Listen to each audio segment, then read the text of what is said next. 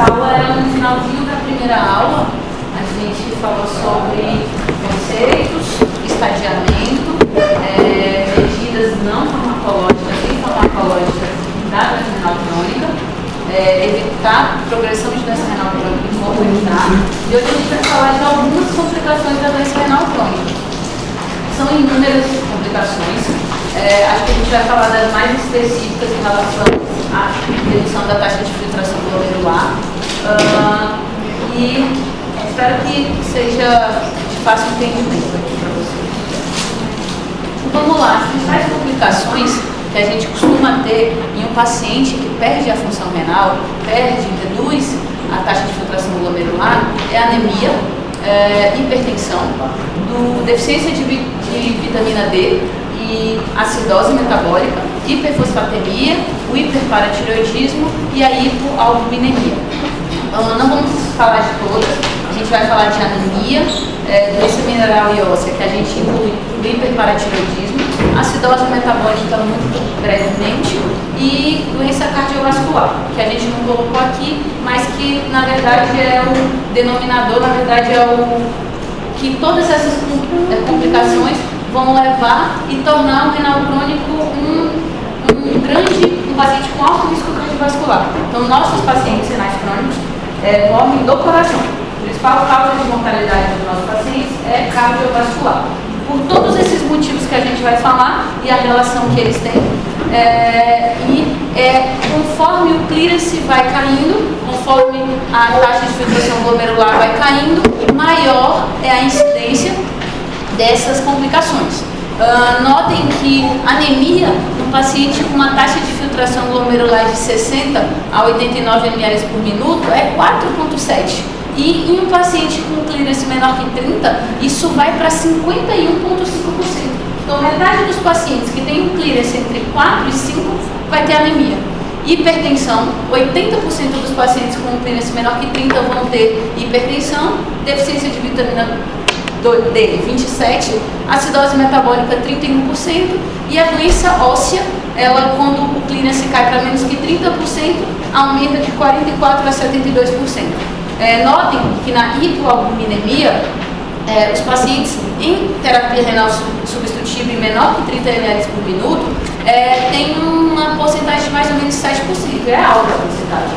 Esses pacientes perdem aminoácidos na máquina, na hemodiálise, principalmente na diálise peritoneal, e esses pacientes geralmente tendem a evoluir com desnutrição, porque eles saem de uma terapia conservadora, onde a gente fala não pode comer proteína, não pode comer muita proteína, 0,6 a 0,8 grama quilo, e passam a entrar em terapia renal substitutiva, e a gente fala agora tem que comer proteína. E aí fica um pouco confuso, os pacientes ficam receosos, a gente precisa educá-los novamente, explicar que na diálise, 3 vezes por semana, eles vão perder aminoácidos que vão formar as proteínas, que vão fazer parte do nosso catabolismo, que vão fazer parte do nosso metabolismo proteico, e a gente precisa aumentar a oferta proteica. Então, de 0,6 grama quilo que um diabético ficaria, ele passa a ter que ingerir 1 grama quilo de proteína quando ele faz hemodiálise. Às vezes eles precisam ser suplementados, às vezes esses pacientes têm diabetes descompensada, passam a perder mais albumina também. E aquilo que a gente conversou, a hipoalbuminemia, às vezes reflete uma albuminúria. E a gente sabe que hoje a albuminúria é sinônimo de disfunção endotelial. Esses pacientes têm alto risco cardiovascular. Então, um marcador importante de doença cardiovascular é a albuminúria. Hoje a gente vai falar de anemia de doença renal crônica, né? Antes da gente falar de anemia de doença renal crônica, vocês precisam entender mais ou menos a eritropoiese. Então, os precursores eritróides, eles precisam de, basicamente, da ação da eritropoetina para se diferenciarem e formarem nossas células vermelhas, que são as nossas hemácias. Então, na primeira porção de diferenciação de um formador de crescente para eritrócito, ele depende de eritropoetina. Ficou cortado aí, gente? Mas é EPO, eritropoetina, dependência. Então, eles precisam da eritropoetina para fazer essa diferenciação do eritroblasto para o proeritroblasto. No decorrer dessa diferenciação, vocês conseguem ver que o paciente de eritrócito baso para poli, ele precisa de ferro. Então, para fazer a primeira diferenciação do precursor para pró-eritroblástico, a gente precisa de eritropoetina. Depois que ela vai se diferenciando por conta da ação da eritropoetina, a gente precisa de ferro. E aí, ficou cortado, mas embaixo da síntese de hemoglobina estava a deficiência de ferro. Então, a gente pode perceber que para formar a célula vermelha, que são as hemácias, a gente precisa de dois grandes marcadores, eritropoetina e ferro. Costumo dizer que a eritropoetina é o carro e o ferro é a gasolina. Então a gente precisa ter a gasolina e o carro para chegar até lá no final da corrida. Notem que se a gente não tiver um dos dois, a gente não vai conseguir fazer essa diferenciação lá na medula óssea e formar as células sanguíneas. E quem é que produz a eritropoetina? A eritropoetina é um hormônio que nossas células, nossos fibroblastos do intertício renal, bem próximos, deixa eu mostrar aqui para vocês, ver se eu consigo. Aqui nessa região que tem a setinha verde, essas células verdinhas próximas aos capilares glomerulares, vocês veem que essas células se chamam os fibroblastos do nosso intertício. E eles são extremamente diferenciados. Eles sofrem uma transdiferenciação e eles passam a produzir eritropoetina. Essa eritropoetina, 90% da nossa eritropoetina é produzida pelos rins. Uma porção pequena é produzida por fígado, menos que 10%.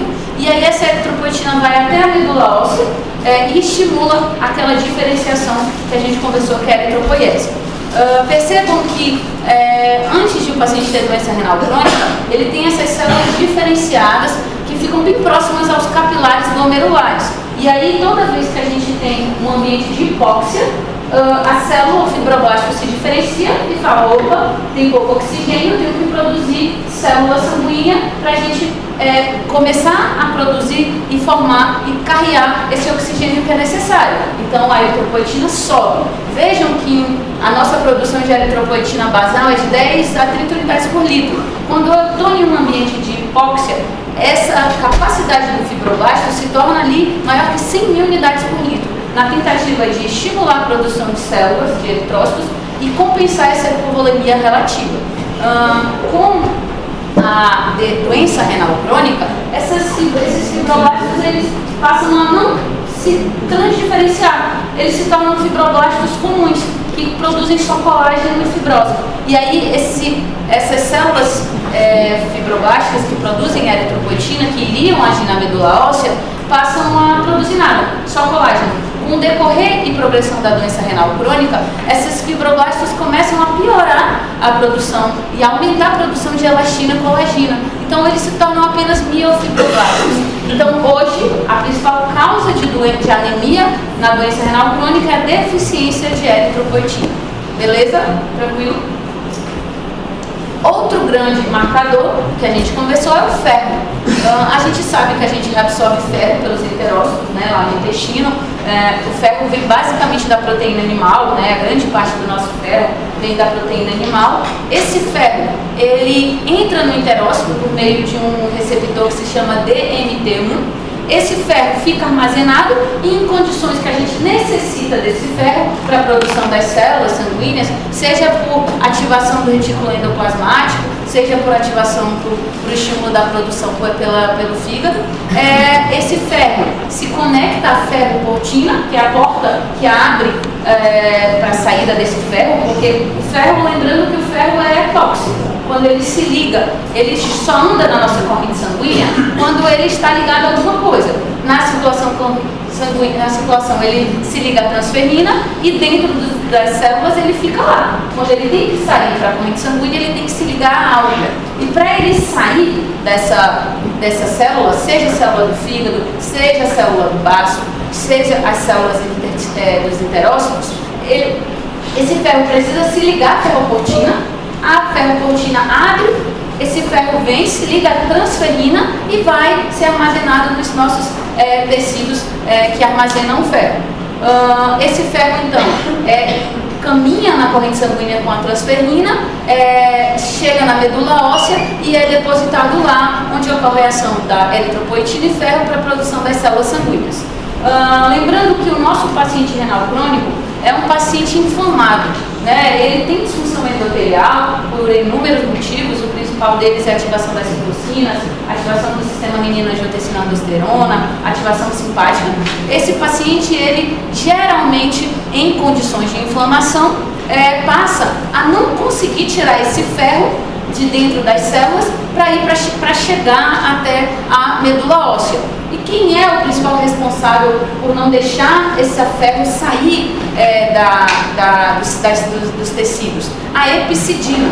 A gente tem uma enzima que é produzida predominantemente pelo fígado, e essa epsidina, ela se liga à ferroportina e degrada essa ferroportina. Então esse ferro que fica dentro das células não consegue sair, porque não tem porta para ele sair. A porta está fechada, e quem fecha essa porta é a epsidina. Então toda situação que a gente tem uma inflamação, seja uma infecção bacteriana, seja uma inflamação por doença renal crônica, seja um estágio inflamatório por diabetes, essa epsidina está alta na nossa corrente sanguínea. E vocês entendem que toda vez que a gente tem uma inflamação, o organismo fala, opa, se tiver ferro, o ferro é tóxico. E para infecções, o ferro é substrato, a bactéria gosta de ferro. Então o organismo entende, se tem infecção, eu vou não deixar esse ferro ser utilizado, eu vou guardar esse ferro. E dentro dos tecidos, esse ferro ele é guardado na forma de ferritina. Então ferritina é o nosso depósito de ferro dentro das células.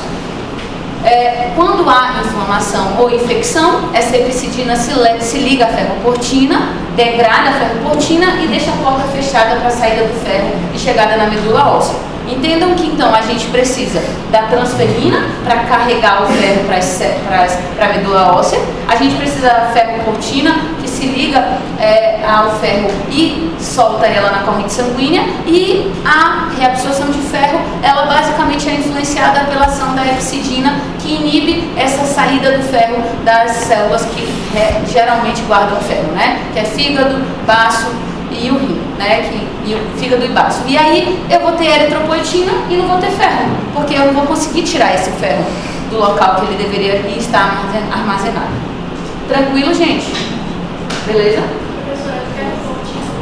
Ferroportina. Ferroportina é essa azulzinha que fica sempre na porta desses órgãos que armazenam ferro. Então o baço, que é nosso sistema reticuloendotelial, e o fígado. E aí o ferro precisa chegar lá para ser armazenado, porque a gente guarda o ferro.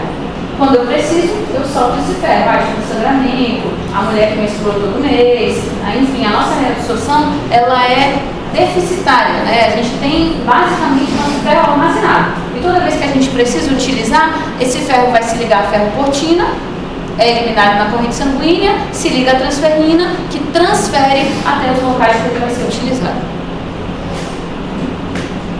Então, o diagnóstico de anemia no doente renal crônico, ele é igual a qualquer diagnóstico de anemia.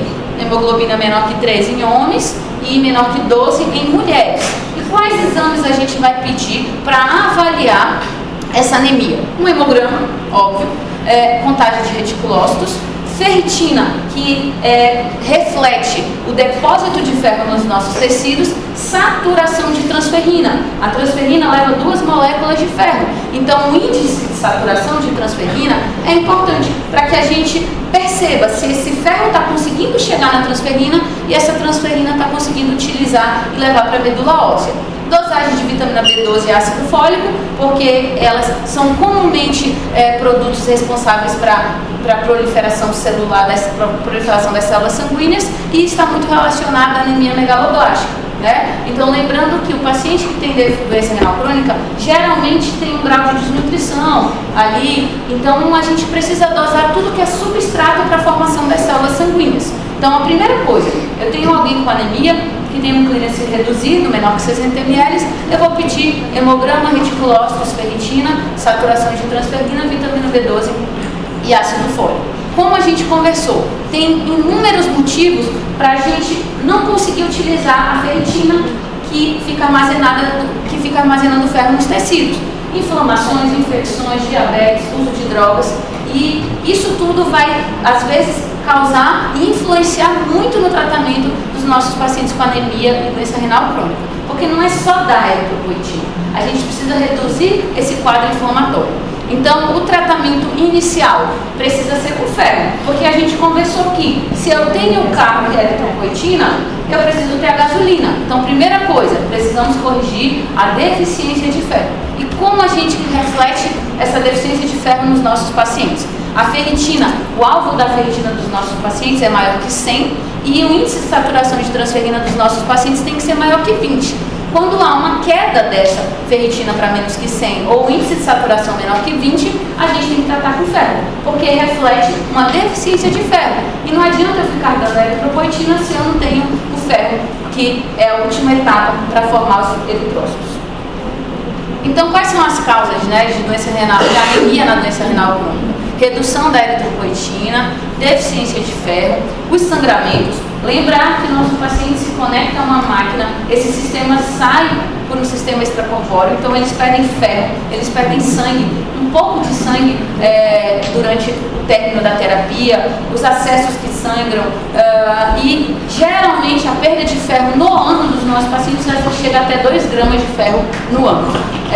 O hiperparatireoidismo, que é algo que a gente vai conversar lá na frente, está muito relacionado à fibrose da medula óssea, mielofibrose, e aí, consequentemente, uma persistência desses quadros anêmicos dos nossos pacientes. A má diálise, né? A gente sabe que uma boa diálise está relacionada à melhor qualidade de vida, à melhor aceitação da dieta, né? Os pacientes comem melhor, conseguem suplementar suas proteínas de forma adequada e esse ferro consegue chegar nos enterócitos. Neoplasias, a própria doença oncológica, a maioria dos nossos pacientes tem um grau de insuficiência cardíaca pela sobrecarga cardíaca do paciente em vigência de uma terapia renal substitutiva. Imagina que os nossos pacientes não urinam quando chegam a clearances menores que 15 e que estão em terapia dialítica, e aí eles passam um pouco de líquido que entra na dieta e um pouco de sal a estimular essa retenção de água. Então, às vezes, eles chegam 2,5 litros entre um dia e outro de diálise, a gente precisa tirar 2 quilos na diálise, e às vezes chegam com 4, 6 quilos de excesso por, estava quente, eu fiquei com sede, fui para uma baladinha, bebi, enfim, são pessoas normais, né? Que têm uma doença, mas que têm uma vida que muitos deles não percebem que tem que ter essas restrições, e aí 4, 5 quilos a gente tira na diálise, a sobrecarga que tem cardíaca é muito grande, né? HIV está muito relacionado a uma persistência da anemia e o uso de drogas. A gente sabe que o IECA e o BRA, apesar de serem medicações antipertensivas de primeira escolha para os nossos pacientes, também estão relacionadas a uma inibição da eritropoetina na medula óssea, os imunossupressores e a própria intoxicação por alumínio. Antigamente a gente tinha muita intoxicação por alumínio porque a gente usava uns produtos para limpar e fazer desinfecção do sistema similar ao alumínio, e aí muitos pacientes faziam doença óssea porque o alumínio se depositava nos ossos, né, na medula óssea, e fazia fibrose e hiperparatireoidismo. Hoje a gente tem isso em menos escala. E qual é o tratamento então? Se eu tenho deficiência de ferro, se eu tenho um índice de saturação menor que 20 e uma ferritina menor que 100, eu vou dar ferro. Nos nossos pacientes em um tendência de 90, 60 ali, a gente costuma dar sulfato ferroso oral. 300 mg de sulfato ferroso equivale a 60 mg de ferro elementar. Então a gente dá 3 vezes ao dia. Ou noripurum mastigável, que é o comprimido mastigável, que é 100 mg de ferro elementar por comprimido. E a gente dá mais ou menos, às vezes, o noripurum de 500 mg, que é difícil de achar, mas equivale a 200 mg de ferro elementar. Quando as deficiências de ferro são importantes e a hemoglobina é menor que 9, a gente costuma associar o ferro venoso, né? Então a gente precisa fazer 1 grama, que equivale a 1000 miligramas, né? E a gente geralmente divide em 5 tomadas semanais. A gente pega as 2 ampolas de noripurum, dilui para 200 ml e corre em 2 horas. Lembrar que na primeira vez que você infunde ferro, precisa ser lento, geralmente um mínimo de 30 minutos a 1 hora, e a gente começa a avaliar seus exames em 12 semanas, já geralmente 3 meses ocorre uma melhora dessa hemoglobina com o uso do ferro. Lembrar de solicitar reticulócitos, que é um marcador de que está tendo proliferação de células sanguíneas, e a gente consegue perceber se ele está conseguindo utilizar esse ferro que a gente tem distribuído, né, que a gente produziu. E aí, quando eu tenho um depósito de ferro ok, ferritina está maior que 100, índice de saturação está maior que 20, eu vou usar a eritropoetina. E como é que a gente usa a eritropoetina? A gente tem a eritropoetina na medicação de alto custo, que se chama Segaf, é a nossa farmácia de alto custo do estado.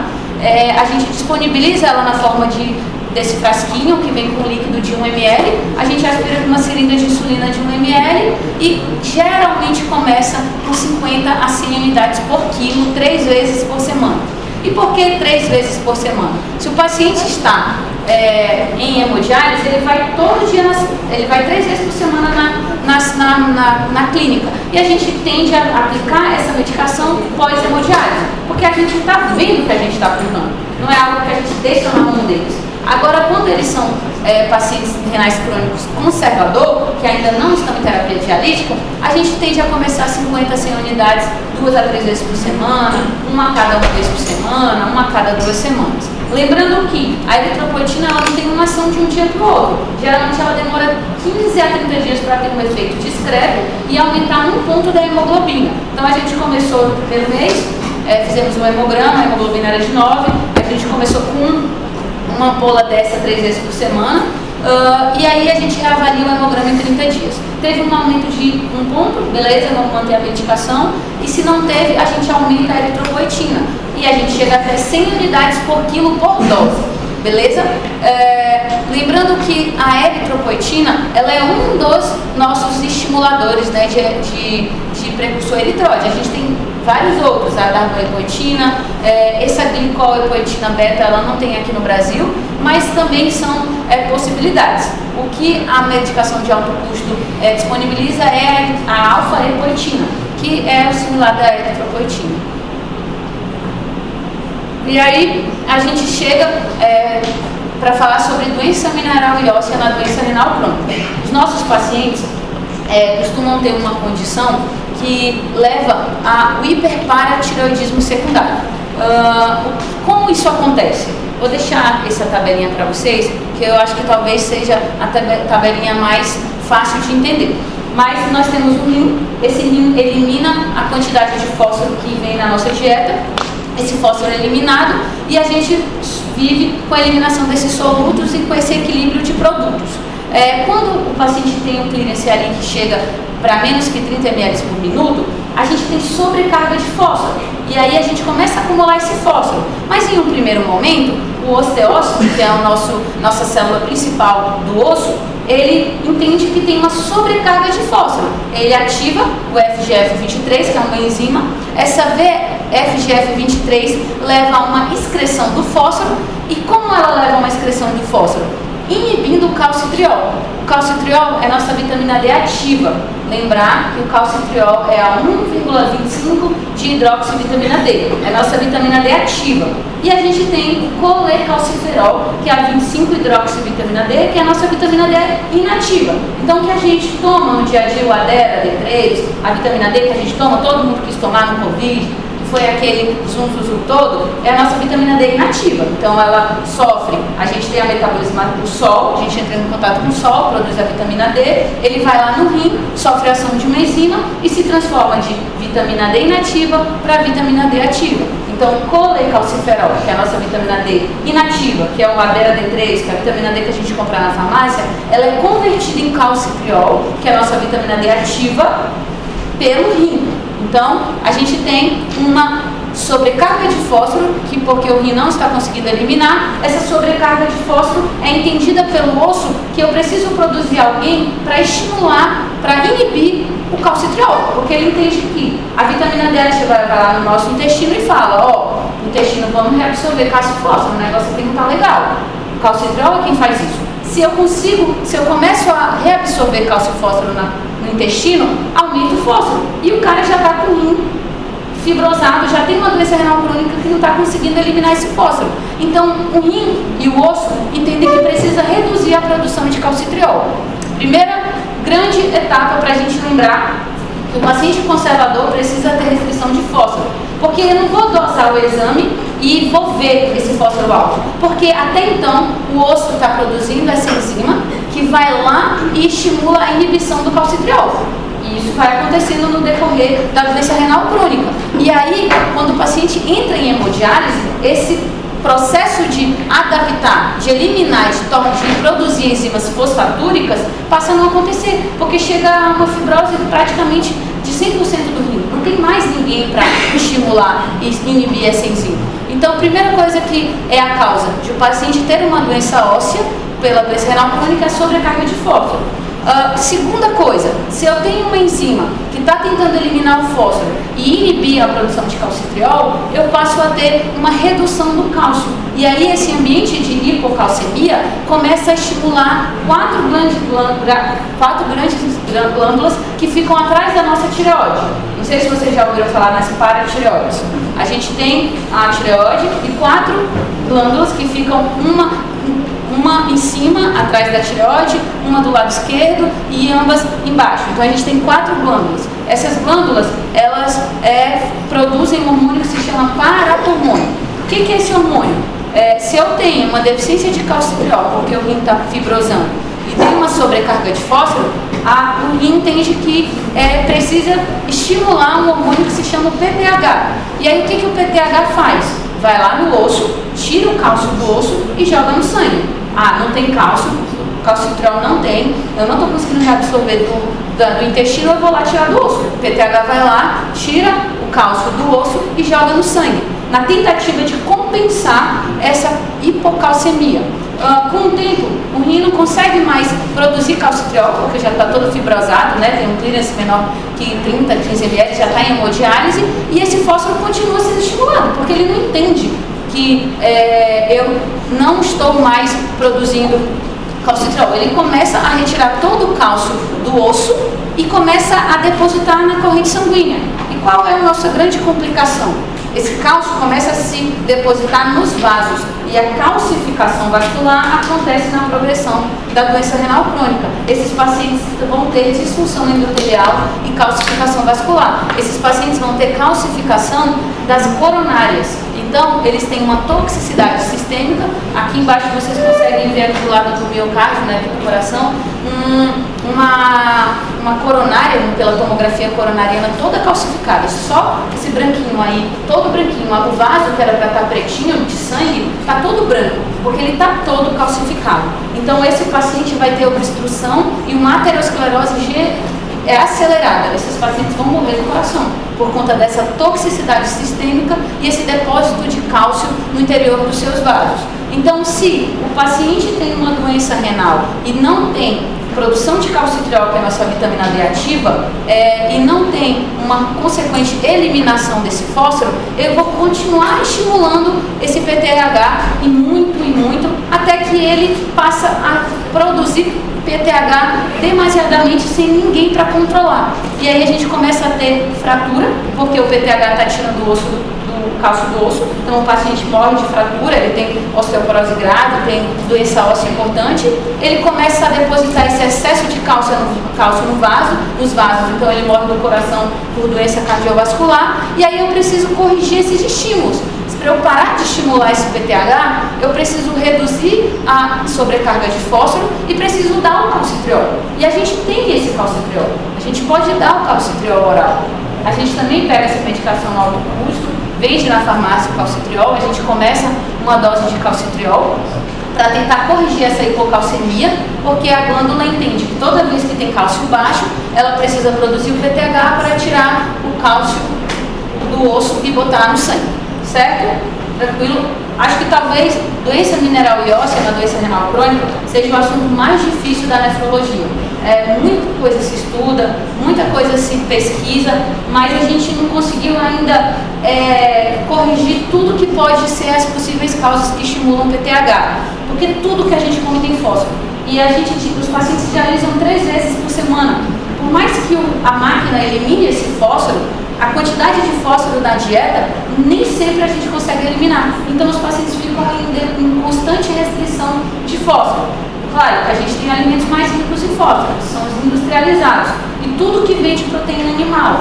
Então a gente conversa com eles lá no conservador. Seu João, o fósforo ainda não está alto, mas é porque a gente tem um hormônio que está tentando eliminar. Ainda não está alto. Mas se a gente não diminuir esse estímulo, da ação do PTH, vai chegar uma hora que a gente não vai conseguir mais corrigir essas alterações. Precisa reduzir o fósforo na dieta. Aí a gente pede, vamos diminuir Coca-Cola, tem muito fósforo, vamos diminuir castanha, chocolate, vamos diminuir um pouco industrializado, presunto, queijo, peito de peru, tudo que fica muito no mercado e que não estraga, tem muito aditivo, tem muito sódio, tem muito fósforo. Vamos diminuir, vamos fazer uma dieta mais saudável, uma dieta mais baseada em vegetal, em proteína vegetal. É difícil. Então, quando ele não vê a alteração no exame laboratorial, ele não consegue entender o quão é importante reduzir essa sobrecarga de fósforo no primeiro momento, lá no conservador do consultório. Por isso que o acompanhamento conservador é muito importante. E aí, se eu tenho uma hipocalcemia, eu também consigo dar esse calcitriol. Então, eu vou te dar um calcitriol, que você não produz pelas células do rim, e vou te dar e vou restringir esse fósforo, para que essa estímulo ao PTH, essas glândulas paratireoides, não aconteça na progressão da doença renal crônica. É difícil, a maioria dos pacientes evolui com o hiperparatireoidismo, que é a nossa principal doença mineral e óssea, né? Que é a nossa principal condição associada à doença renal crônica, e as principais causas vão ser redução do calcitriol, uma retenção de fósforo, tudo isso vai levar a uma hipocalcemia, que vai estimular o PTH e levar a um hiperparatireoidismo secundário. Então, como fazer o diagnóstico disso, né? A gente vai dosar o paratormônio, a gente vai dosar o cálcio, o fósforo, a fosfatase alcalina, que é uma enzima de remodelação óssea, e a 25-hidroxivitamina D, que é aquilo que a gente conversou, que é o colecalciferol. E aí eu preciso corrigir tudo isso que pode ser a causa dessa nossa deficiência de cálcio. Então eu vou precisar dar o colecalciferol, que é a vitamina D, eu vou precisar dar o calcitriol se o paciente tiver um PTH elevado, eu vou ter que restringir esse fósforo e, graças a Deus, existem alguns tratamentos que a gente pode associar. Mas para que vocês entendam, o diagnóstico de hiperparatireoidismo secundário é geralmente um PTH elevado, com cálcio reduzido ou normal no início, uma fosfatase alcalina elevada, que eu consigo entender que se a fosfatase alcalina está aumentada, o osso está em constante remodelação. Então tem alguém tirando e colocando, tira do osso, coloca no sangue, tira no osso. Então você percebe indiretamente que há um aumento da remodelação óssea, e a vitamina D reduzida, que também é um parâmetro indireto, que teria que ser convertido lá no rim a vitamina D ativa, mas que não tem. E brasileiros, no geral, apesar da gente pegar sol, nós temos vitaminas D reduzidas. Pacientes brancos, negros, geralmente têm mais dificuldade de reabsorção, então a gente tem uma população mais parda e dificilmente a gente não vai ter uma deficiência de vitamina D nesses pacientes, tá? Então, como é que é o tratamento dessa doença mineral e óssea? É uma dieta pobre em fósforo, então a gente vai orientar a dieta, né, a reduzir um pouco a proteína animal, a reduzir esses aditivos, esses alimentos industrializados. E hoje a gente tem os quelantes de fósforo, ou seja, esse fósforo chega lá no intestino, eu dou essa medicação que se liga ao fósforo e elimina nas fezes. E aí a gente tem duas principais. Nós temos o Renagel, que é o hidróxido de cevelamé, que a gente usa quando o cálcio é normal e o fósforo é alto, e o carbonato de cálcio, que a gente, se o paciente tem um ambiente de hipocalcemia e esse carbonato de cálcio, ele é um quelante do fósforo, eu vou dar esse carbonato de cálcio junto com a refeição. Então eu vou corrigir dois distúrbios básicos: a deficiência de cálcio que o nosso paciente tem e quelar esse fósforo com um componente à base de cálcio. Então, geralmente a gente começa o carbonato de cálcio comprimido durante as principais refeições, geralmente café, almoço e jantar, em casos de hiperfosfatemia, ou quando o cálcio chega a menos que 8,4. Entenderam essa questão dos quelantes? A gente tem dois tipos de quelantes: quelante à base de cálcio, que é o carbonato de cálcio, e o quelante de fósforo à base de cevelamé, que é o Renagel que a gente costuma usar. Quando o paciente tem um cálcio normal, eu não preciso dar mais cálcio para ele, porque senão a gente aumenta o risco de calcificação vascular. E aí eu dou o quelante de fósforo, que é o Renagel. E aí eu posso dar para reduzir essa reabsorção de fósforo e conseguir eliminar esse fósforo na dieta. Nossa grande dificuldade são comprimidos bem grandes assim, os pacientes odeiam tomar. E, geralmente a gente dá 2 a 3 comprimidos por refeição e eles odeiam, e realmente é muito ruim de tomar, gente. Já tentei, não passa na goela, é uma coisa absurda assim. É uns comprimidos bem grandões, mas é ainda o que tem para hoje. A gente precisa repor a vitamina D para manter ela para valores acima de 30. Lembrando que vitamina D, hoje em dia está muito comum a vitamina D intramuscular, 600 mil unidades, 500 mil unidades. A nossa vitamina D no renal crônico e na maioria dos pacientes saudáveis, ela tem que se concentrar ali entre 30 e 60. Mais do que isso, aumenta o risco de litíase renal, de formação de cálculos, aumenta o risco de hipercalcemia, aumenta o risco de hiperfosfatemia, e para mim é uma grande idiotice essas questões de soroterapia por conta dessas demandas que a gente não precisa. Nós não somos pacientes com má absorção, nós não temos cirurgias bariátricas, a maioria de nós não tem. Então, assim, a grande maioria não precisa de excessos, a grande maioria precisa do básico. Então, a gente consegue repor a vitamina D com vitamina D de 50 mil unidades uma vez por mês, tranquilamente nos nossos pacientes. E o calcitriol oral, que é reservado para os nossos pacientes G4 e G5, quando passam ali para menos que 30 ml por minuto. E as metas de cálcio são as mesmas metas de qualquer laboratório. O fósforo normal de 3,5 a 5,5 e o cálcio normal de 8,4 a 10. Se o paciente tem cálcio normal ou quelante, isso. E se ele tiver cálcio baixo, Carbonato de cálcio, que é o quelante de fósforo à base de cálcio. Certo? O Renagel não tem cálcio e o carbonato de cálcio é um quelante do fósforo à base de cálcio. Lembrando que se eu der o carbonato de cálcio fora da refeição, eu só vou repor cálcio. Se eu der junto com a refeição, o fósforo vem da dieta, eu consigo pelar esse fósforo. Então a gente costuma dizer, quebra esse comprimido na comida e come a comida, ou quebra ele, macera ele, coloca na seringa, toma como você for tomar, coloca dentro do pão, enfim, mas coma junto com a refeição, tá? Acidose metabólica, que é uma grande complicação. Então, o paciente renal crônico, por fibrose daqueles túbulos que a gente conversou na fisiologia renal, passa a não conseguir eliminar esse excesso de ácidos. Então, o hidrogênio que era para ser eliminado lá nos nossos túbulos, ele passa a reter esses ácidos. E esse excesso de ácido leva a uma descompensação do nosso equilíbrio neutro, do nosso pH. Então, o paciente começa a acumular ácido, começa a reduzir a nossa dosagem de bicarbonato, e aí eu passo a tentar compensar essa redução da reabsorção de bicarbonato e excesso de hidrogênios por meio do mecanismo respiratório.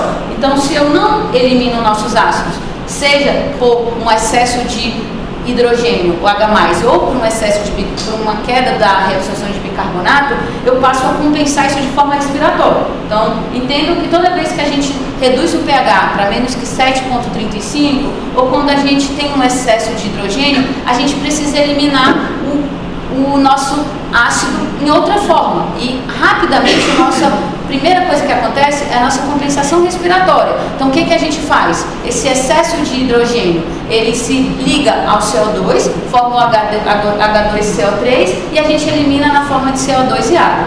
Então, toda vez que eu estou em um ambiente de acidose metabólica, eu retenho CO2 e eu passo a eliminar esse CO2 por uma taquipneia. Então, o paciente fica com mais desconforto respiratório, mas ele consegue eliminar esse excesso de ácidos. Vai chegar um momento que eu não consigo mais produzir o mínimo de bicarbonato, não consigo reabsorver o mínimo de bicarbonato do nosso túbulo contorcido proximal e passo a ter uma acidose metabólica crônica.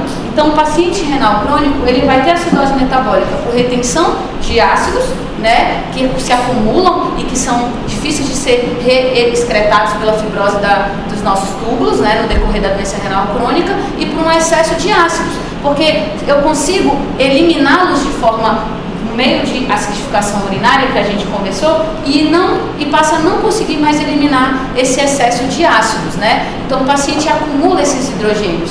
E a acidose metabólica crônica, ela está muito relacionada a uma dificuldade de tamponamento ósseo, né? Que é a troca do nosso cálcio com o nosso hidrogênio. O o paciente passa a inibir as prostaglandinas, tem uma performance cardíaca complicada, fica extremamente inflamado e a gente precisa corrigir essa acidose metabólica desses pacientes, né? E como é que a gente repõe essa acidose, esse bicarbonato? Então, se o paciente tem um pH menor que 7,35 e tem uma redução do bicarbonato para menos que 22, por um motivo que a gente conversou, ocorre uma redução da nossa massa renal, que produziria que reabsorveria esse bicarbonato, eu passo a não conseguir excretar ácidos, passo a não conseguir acidificar nossa urina, e aí isso acontece geralmente quando o clínice chega ali para menos que 30.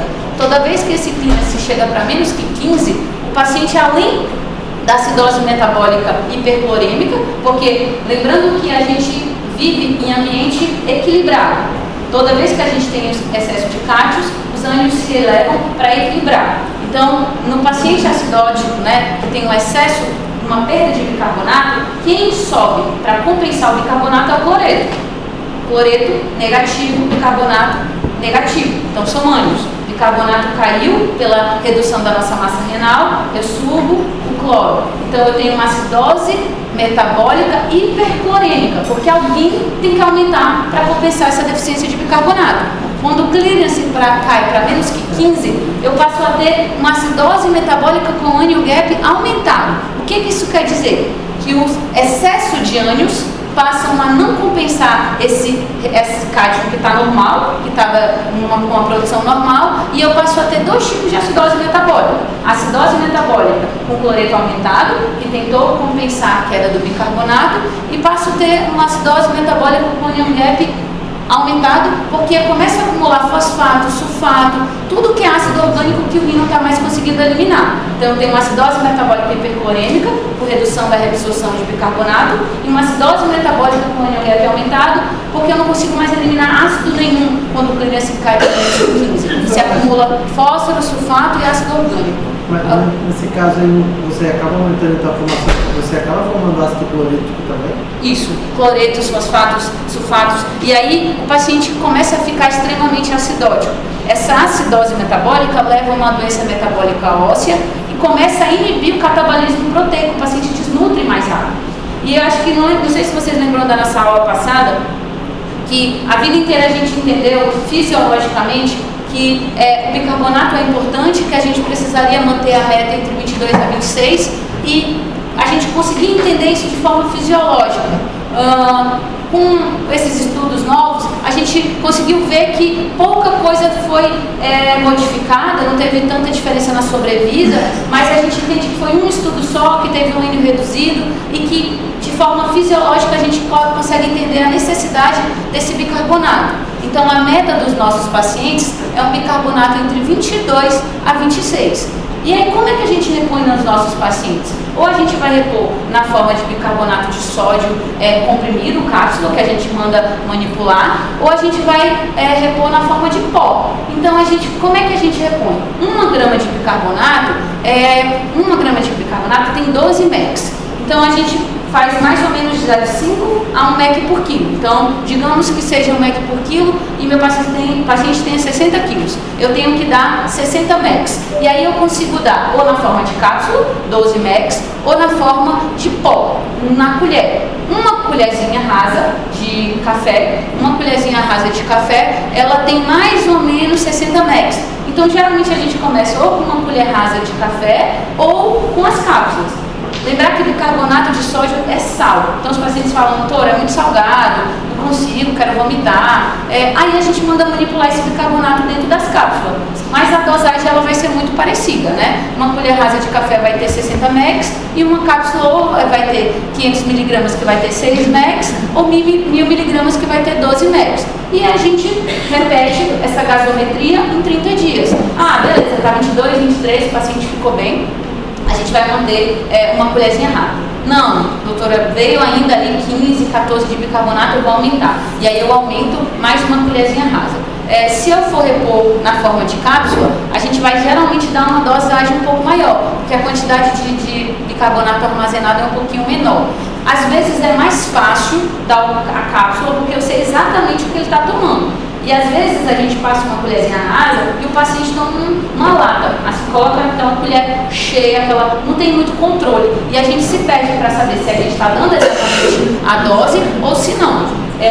Porque nosso principal efeito adverso do uso do bicarbonato, 1 mEq de bicarbonato equivale a 1 mEq de sódio, é retenção hidrossalina, piora do edema, descompensação da insuficiência cardíaca por retenção de sódio e descompensação da pressão. O paciente fica mais hipertenso, faz mais retenção hidrossalina. Não é tão comum de acontecer, porque a gente faz esse acompanhamento no conservador. Ó, seu irmão, aumentou para 27 mil, vamos reduzir para meia colherzinha? Ou vamos reduzir das 5 cápsulas para 3 cápsulas? E a gente vai tateando. Mas vejam que é um paciente que a gente precisa estar de perto, né? É um paciente que a gente precisa estar de olho. E é difícil, às vezes, ele chegar até o nefrologista para fazer esse acompanhamento conservador. E aí muitos se perdem, né? Evoluem com essa doença renal crônica com alta progressão e passam a entrar em terapia renal substitutiva por isso. Se eu tenho retenção de hidrossalina e estou usando bicarbonato, às vezes vale a pena usar um diurético de álcool, uma furosemida, para tentar eliminar esse excesso de sódio e água. Se está com descompensação da IC, vamos tratar a IC com diurético, controle da frequência cardíaca, vamos ajustar o controle pressório com as medicações antihipertensivas, mas a gente geralmente tenta manter o BIC ali entre 22 e 26. E aí, qual é a principal causa de morte nos nossos pacientes? É a doença cardiovascular. A gente sabe que os nossos pacientes morrem muito mais, né? A nossa expectativa dos nossos pacientes é bem mais reduzida do que a população que não tem doença renal crônica terminal. E aí, nos Estados Unidos, a maioria dos estudos viram que a mortalidade mais ou menos é de 190 a 200 pacientes por 1.000 pacientes por ano. Então é uma mortalidade alta. 40% dos nossos pacientes vão morrer do coração. E geralmente esse primeiro marcador mais precoce, que é a albuminúria, a gente consegue identificar lá atrás. E a gente consegue corrigir essa albuminúria que já está relacionada ao aumento cardiovascular e tentar prevenir essa evolução para a disfunção renal e, consequentemente, uma doença renal crônica terminal. E aí, quais são os mecanismos, né? O paciente tem inúmeros motivos para evoluir com doença renal crônica, doença cardiovascular na doença renal crônica. Tabagistas, obesos, hipertensos, dislipidêmicos, tem algumas nefropatias primárias que aumentam a aterosclerose, a diabetes mellitus. Tudo isso leva à descompensação, à disfunção endotelial. Essa disfunção endotelial ativa tudo aquilo que a gente conversou: renina, angiotensina, aldosterona, vasoconstrição, calcificação vascular. Os órgãos que começam a se descompensar diante da doença renal crônica coração, e ele tenta fazer uma hipertrofia ventricular na tentativa de compensar esse excesso pressórico, esse excesso de retenção de sódio, essa ativação das citocinas e angiotensina 2, faz vasoconstrição. Então esses pacientes têm mais risco de terem calcificação vascular, dislipidemia e maior risco de isquemia miocárdica. A própria anemia, né, hemoglobina mais baixa, a gente sabe que o rim, ele, apesar de ser um órgão pequeno, ele recebe 25% do débito cardíaco, é muito débito, né? Então, um órgão que tem 150 gramas tem uma capacidade de receber 25% do débito cardíaco. Toda vez que eu tenho uma isquemia miocárdica, menos sangue chega no rim e o rim entende como hipoperfusão. E isso leva a uma inflamação crônica, leva a uma retenção, leva a uma sobrecarga de volume, e esse paciente passa a ter mais eventos cardiovasculares do que o normal. Se eu tenho uma disfunção endotelial e o rim tem pequenos vasos que são ramificações até formar e perfundir a córtex, eu entendo que a gente vai ter lesões de órgão-alvo nos nossos pacientes. Coração, como a gente conversou, olhos. Então, toda vez que eu tenho um doente renal crônico, eu preciso procurar outros locais que também sofrem ação de uma hipertensão, sofrem ação de uma disfunção endotelial. Então, retinopatia é uma lesão de órgão-alvo. E doença cardiovascular, principalmente hipertrofia ventricular e remodelamento cardíaco.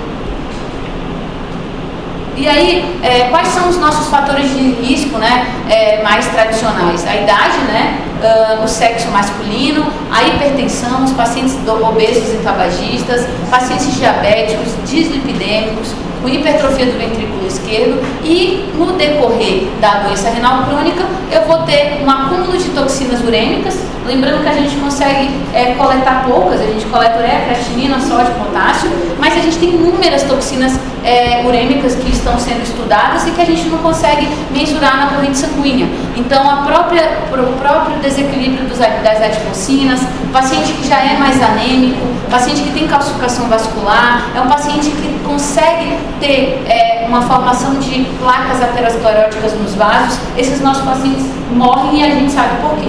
E a gente tenta corrigir esses parâmetros, mas é ainda a principal grande causa de óbito dos nossos doentes. E o diagnóstico, a gente vai ter que fazer a aferição da pressão arterial, né? Lembrar que hoje a gente tem alguns aparelhos que são liberados pelas diretrizes de cardiologia, pelos guidelines. Então, toda diretriz, seja europeia, norte-americana, seja brasileira, elas orientam quais aparelhos a gente deve usar, de preferência os que tem manguito. Hoje a gente tem várias marcas, vários aparelhos que a gente pode usar. Paciente sentadinho, com as pernas descruzadas, com a altura, o braço na altura do peito.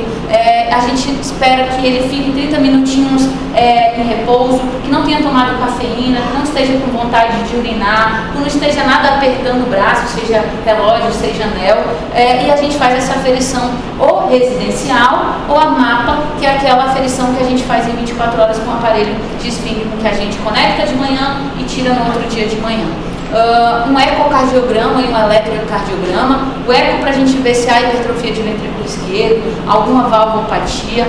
O eletrocardiograma que vai avaliar se há arritmias, né, que podem ser motivos para piorar durante a sessão de hemodiálise e ser causa de doença de óbito, né? Um teste de estresse nos nossos pacientes, seja na esteira, seja com cintilografia, que a gente pode induzir esse estresse por meio de drogas, como de piridamol.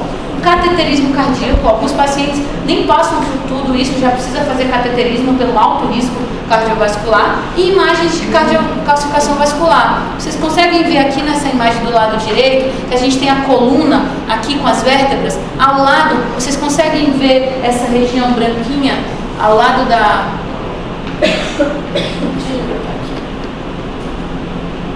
Não sei se eu consigo chegar, acho que eu vou mostrar aqui para vocês.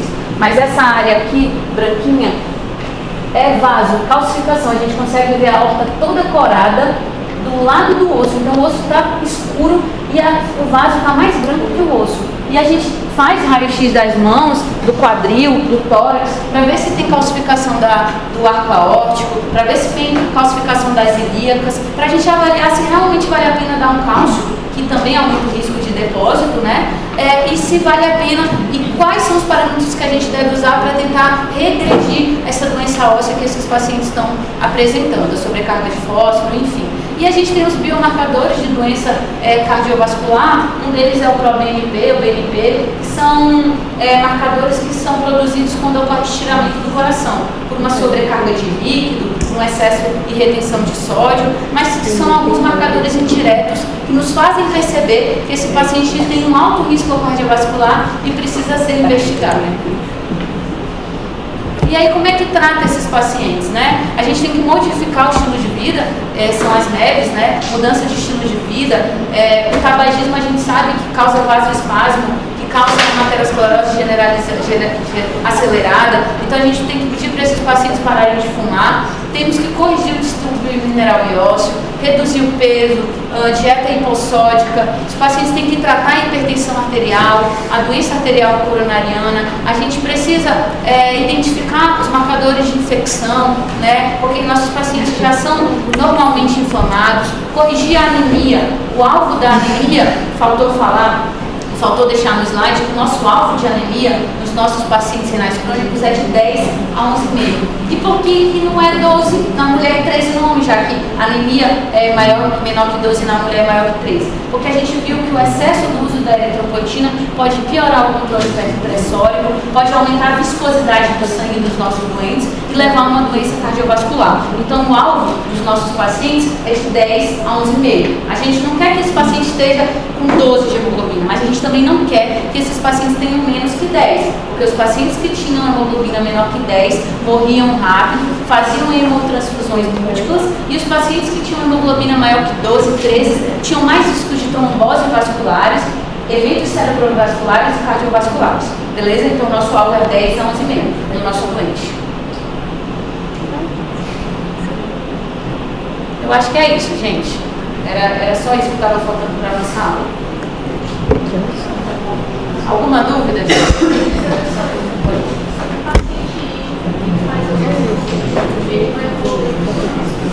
Não, se você corrigir todas essas possíveis motivos de progressão. Então, um paciente renal crônico, paciente transformado, ele é considerado renal crônico. Ele tem que fazer uma acompanhamento com anéis, uma vez por ano. Então, eu tenho que evitar tudo aquilo que a gente conversou aqui, ó. Eu tenho que evitar que ele se torne um paragista, que ele se torne um hipertenso, que ele não seja diabético, que ele não tenha peso, que ele não peso. Se tiver uma albuminúria, eu tenho medicações que vão reduzir essa albuminúria e equilibrar. Então, são esses pacientes que a gente olha com um olhar diferenciado. Tem mais risco de se tornar um doente renal crônico? Tem, porque ele tem 50% a menos da massa renal. Então, quando a gente decide que alguém vai doar para alguém, esse paciente tem que ter uma idade mínima para isso. Geralmente, a gente não transplanta menores de 18 anos, porque nem 18 anos ali, porque ele tem uma vida para ter todos esses problemas que a gente conversou. Então, a gente costuma orientar. Se o paciente for hipertenso, tiver litíase renal, alguma doença que é considerada um motivo para virar um doente renal crônico, a gente não libera o transplante. A gente só libera essas doações se o paciente for saudável mesmo. Já tem um desses marcadores aí que a gente conversou. Tá bom?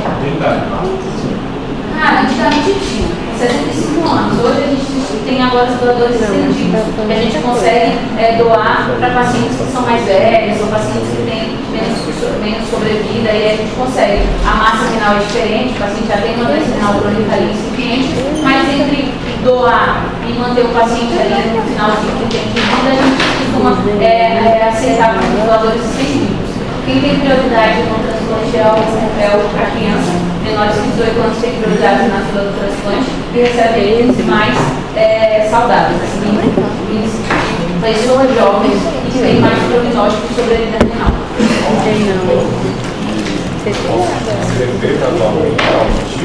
Aqui no Brasil você só pode doar para familiar e até 4 graus. E se você for um amigo que quer doar para o amigo, você tem que doar juízo. Aí o juiz libera, você consegue doar por onde dinheiro. As pessoas ameaçaram, aí meu amigo vai me doar, mas ganhou uma carga de 300 mil. Então, tipo assim, a gente não libera isso de forma conversada, a gente só libera isso de forma judicial.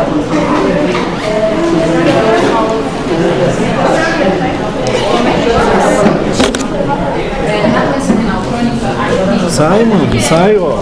Só um beijo ali, filho.